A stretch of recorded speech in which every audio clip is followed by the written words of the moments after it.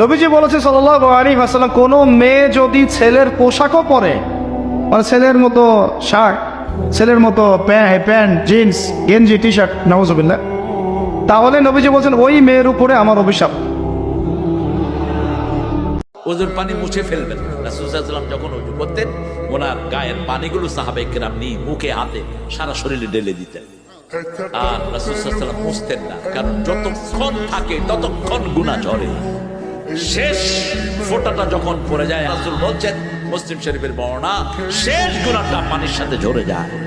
হাদিসের মধ্যে নবীজি বলেছেন যে ব্যক্তি রোজা রেখে অন্যায় কাজ ছাড়তে পারলো না, মানে আল্লাহর মাআসিয়াত ছাড়তে পারলো না, এই যে কাবায়ের ফাওয়াহিশ এগুলো ছাড়তে পারলো না, অশ্লীলতা ছাড়তে পারলো না, মিথ্যা ছাড়তে পারলো না, বেহায়াপনা ছাড়তে পারলো না, তার না খেয়ে থাকায়, পানি না পান করায় আল্লাহর কিচ্ছু যায় আসে না।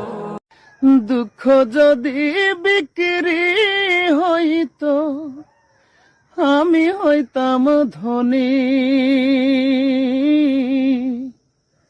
আমার কাছে আছে শুধু দুঃখেরই খনি।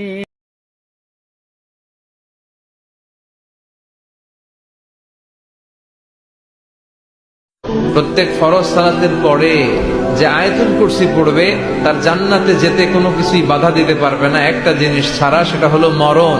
লোকটা মরে না, তাই জান্নাতে যায় না, মরলেই জান্নাতি।